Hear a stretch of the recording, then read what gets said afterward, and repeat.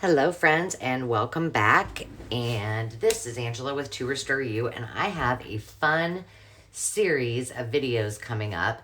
And we are actually going to use this color palette, primarily using fabrics, different kind of textiles, as well as wallpaper to create a journal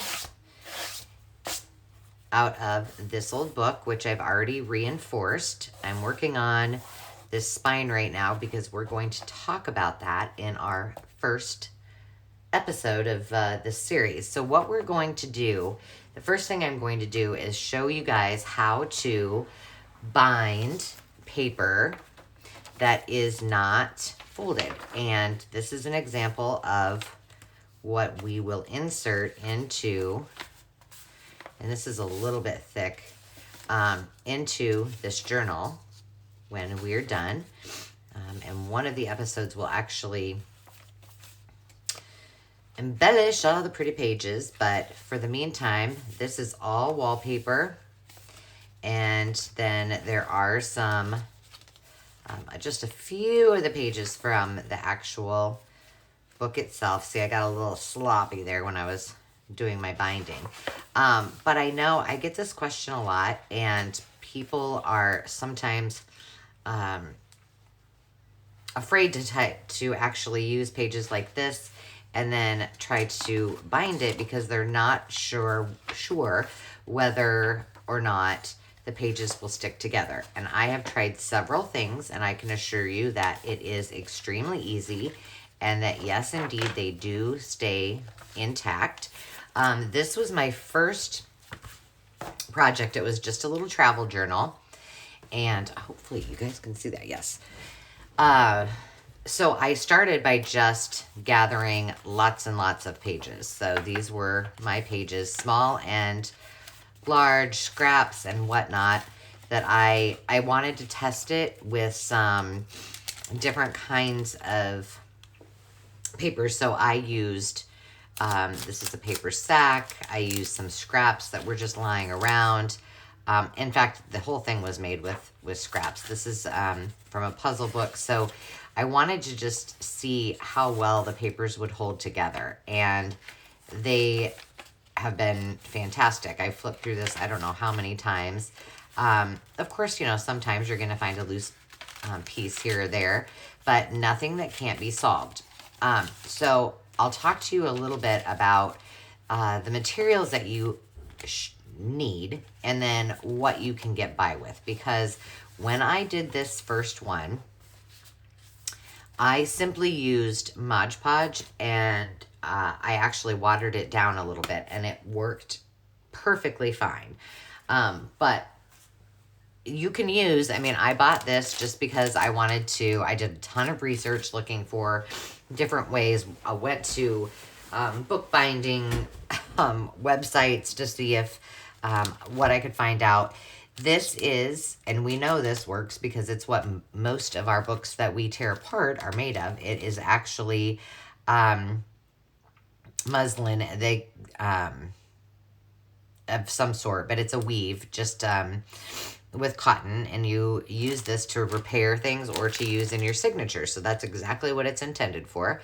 And then I did invest in some adhesive specifically for bookbinding, and both of these I believe are on my Amazon store if you want to invest in them. But what I'm telling you is it is not necessary whatsoever. And with this project that I'm doing today, it's the first time I've used this, so we'll see how this stacks up to my little Mod Podge water mixture that I used. But if you've got that and you've got a paint grip brush and a little bit of water, then that's all you really need. I'm going to move all of these goodies out of the way. Eventually, when we get into this, I'm going to show you, and hopefully I'll have time while everything is drying, but I'm going to show you how to make a book cover while we wait for glue to dry for the cover of our journal that we're working on in the next week or two. So that is what we will do next. And I've got this mat under here just in case, because we are gluing. But the first thing that you need to do is just pick your papers. And when this is my stack of papers I'm doing for this example, but let me just take these out. These are all, the most important part of this whole process is making sure that your papers are aligned on the bottom. So this will be the back of your book. This will be your book where it's bound. And so you want to make sure that all of those pages are even. If they're not on this side, not a big deal. Oops, it's upside down. And then these pages, because I wanted to show this to you today, I just whipped out some not so, and you can't see it all because it's bound together, but some not so old pieces of ephemera from just different hauls that I've made, some scratch pieces of paper, some things I picked up on clearance at Hobby Lobby. And I really wanted to do this because I'm hoping potentially we'll use this inside of the larger journal that we're making. But one thing that, if you haven't already checked out or are participating in our online workshop at torestoreyou.kajabi.com, we talk a lot, not just about creating art and junk journals or bullet journals, whatever kind of journal. And we talk about probably 8 or 9 kinds of journaling. But we do talk a lot about what to write in your journal and how to go about it and the process, and being very mindful in reflecting and taking time for yourself. And so I wanted this project for this series to actually kind of incorporate some of those things so that we could talk about those. And for those of you out there that love to create and make journals, maybe give you a little bit of guidance on what works for me and what has worked for others, other professionals that I've worked with in the past that practice mindfulness and do a lot of journaling, in hopes that it will maybe unleash a little bit beyond just the creative side of this, and allow you to start finding ways to use a journal for, what it's intended for. I give mine a lot for gifts.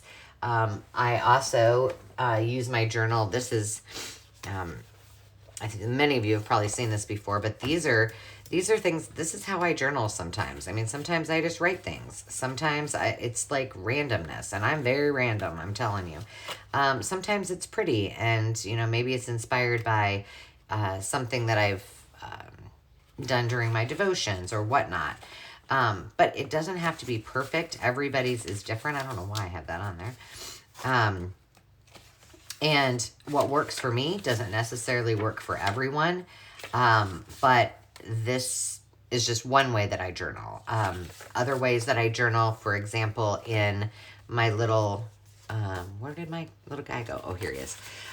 This will be a travel journal that I'm going to take on a trip that Dave and I, we don't even know where we're going yet, but when we go on our next road trip, I've got lots of little tucks so I can put receipts and I can write down little things that we did without having to overthink it and spend a ton of time. But maybe I'll just write, at the 100-mile marker, we stopped at here, or we had lunch here, or this is our menu that we had for dinner, or something like that. So I left lots of room for me to write and lots of little places where I could tuck things along the way. But that's how I use my travel journal. So there are no rules, but sometimes people get stuck because it's such a beautiful piece of art that they then don't want to write or touch it. And we spend, as junk journalers and artists, a lot of time preparing these and putting all our heart and passion and creativity into it. So we want people to use these, and we ourselves should be using them too. So that's the whole intent of this entire process. Goal number 1 is to show you a few of my tricks that actually work, and goal number 2 is to help you learn how to journal in those journals. So we're going to go ahead and get started. And like I said, the most important part is to make sure that these papers, however many you want, line up just so. Because otherwise you'll have to probably do a little bit of tweaking. The other thing that I will tell you, and I apologize because I do not know what my source was for these. I know I bought them at a store, and I feel like I bought them in like an automotive department, because the clamps are really, really strong. And when I did my first one, my little travel journal, Dave was here, and I'm like, hey, I'm trying to bind this, and what do you think I could use? And he came in with these like super huge clamps from, I don't even know what, I mean, from the garage of some sort. C-clamps, I think, is what he gave me. Which, if you know what those are, they're massive. And so you tighten them up and clamp them. Hey, they worked, but they were huge, and they were way too big for this itty-bitty little journal that I was doing. So what I've just done is moved those clamps. And again, you should be able to find those at any automotive store. You can probably find them at a Walmart. I'm sure that I probably picked mine up at a Walmart or a Target. But I'm going to start by just leaving these clamps on and just brushing on this book adhesive. And this is, you can just, if you hop on over to our Amazon store, the link is right there. But if you just want to Google it, you will find many, many opportunities to get that. And look what I'm doing. Hopefully you can see that. I'm just gently putting on my first layer, and see that's a little gap there, which is good, because then we can just get that all. And I kind of manipulate this a little bit as I go. And I always put, and I'm sure I probably don't need to do this, but I'm super paranoid that my pages are going to fall apart. So I do generally come back and see how much that grips that, and it just sucks all that glue right in those little crevices. But I want to make sure that they're actually going to adhere and flip, especially if it's one that people are going to be using a lot and there's lots of flipping involved. So I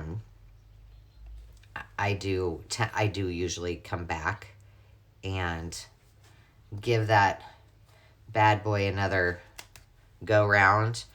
And I do flip back my pages like I showed you when I was flipping through them, kind of push them all back, make sure that if they're flat,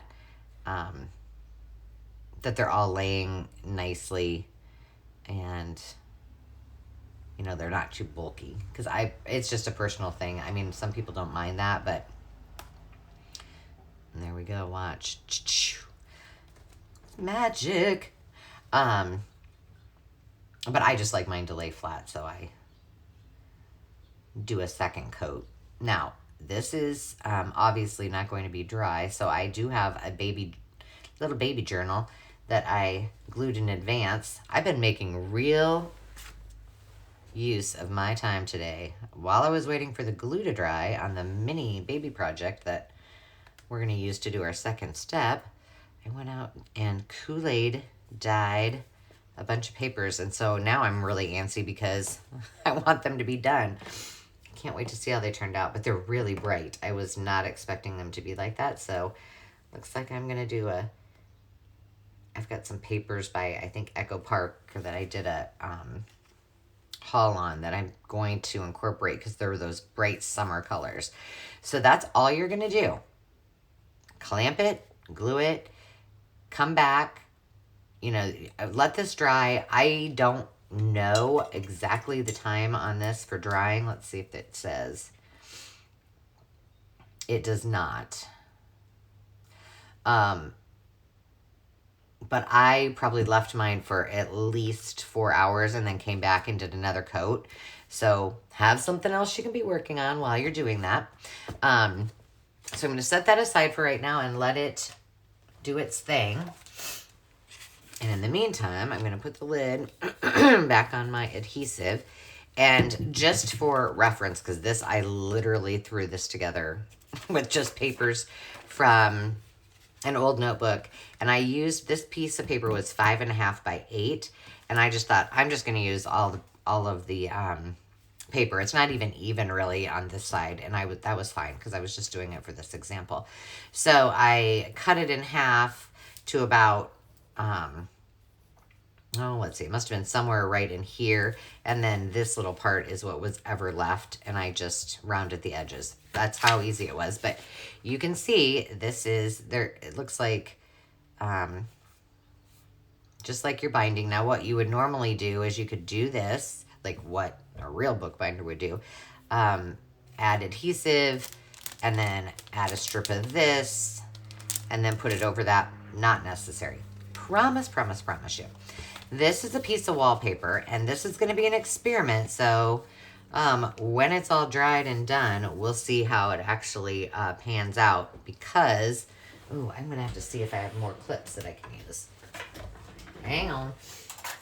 We're just going to have to use what we got, but that's okay. This is our sample.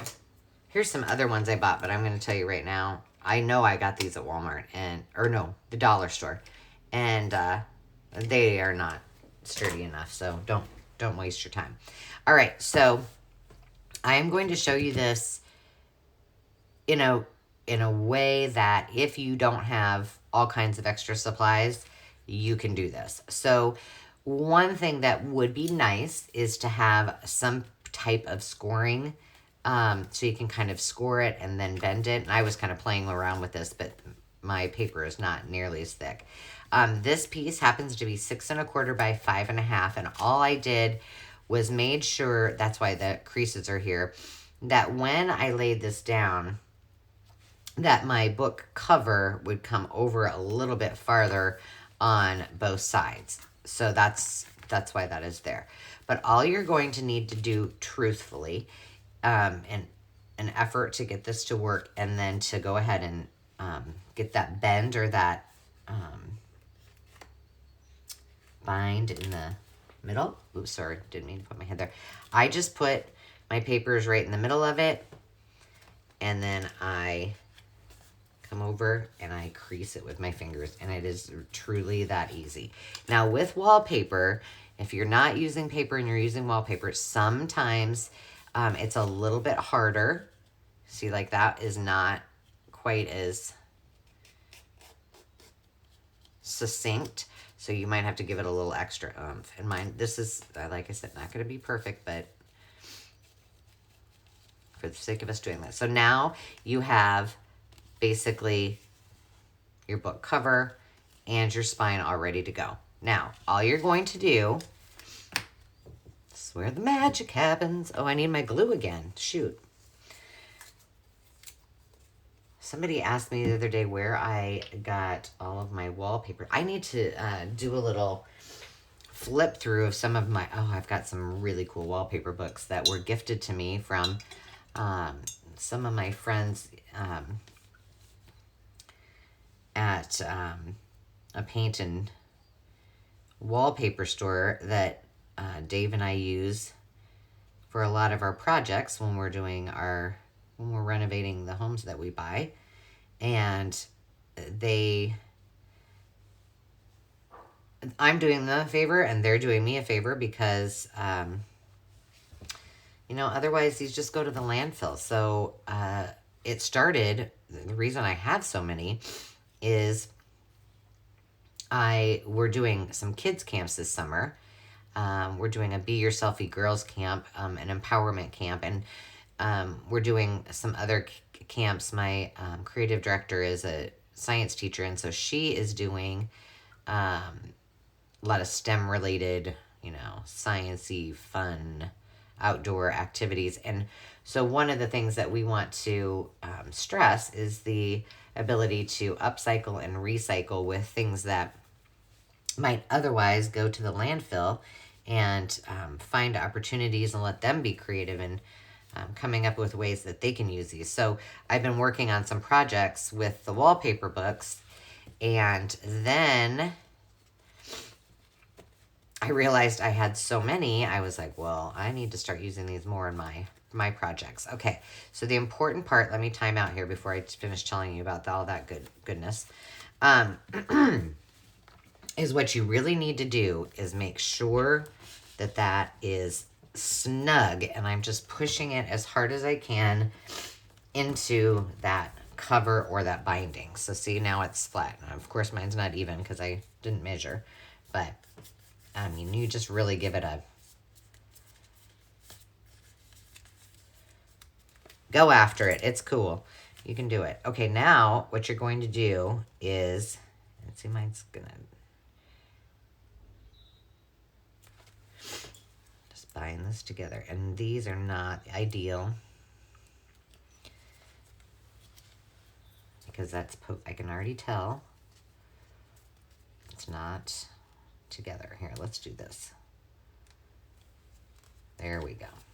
And we'll do one on this end. So see, do you see what I'm saying when I started putting these on there? Because these aren't really ideal for this. It's pushing up that, it's pushing glue and from the cover away from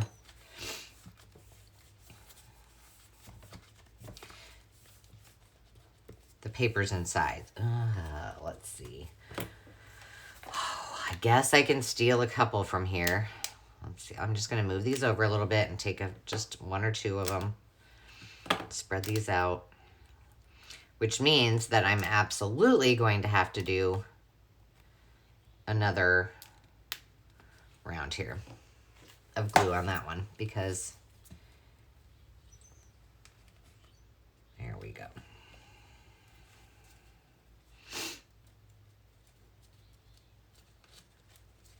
Make sure that's down.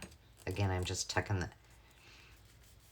and normally you won't have this big ridge here, but because I didn't measure, oh, I don't like that. You know what, I'm gonna leave that like it is, and I'm gonna come back and give it another little bit of love. All right, that's it. That's all you're gonna do. Now, the other thing that I did, after I did this the first time with this one, on the inside, because it was paper, I did reinforce the front cover and the back cover with just some clear tape. And that just helps keep everything together. I'm not sure, I may have to do that on some of these, but we will find out. That is as easy as it gets. I'm telling you. It's fantastic. So we'll let those dry. And I will, let me see how long we've been. All right, I think what we're going to do is we're going to come back for episode 2. And I will show you how to make a fabric cover out of fabric samples. And like I said, just to finish up this one, you know, if you have your thrift shops, probably you can find wallpaper and maybe fabric samples. If not, you know, ask your local paint store or if they sell wallpaper and that kind of thing, if they have any that they would like to discard, because usually they're happy to do so and they appreciate that you're using them for the good of creating. So when we come back, we'll do that cover. And until next time, my friends, take time. Remember to just be and have a great afternoon.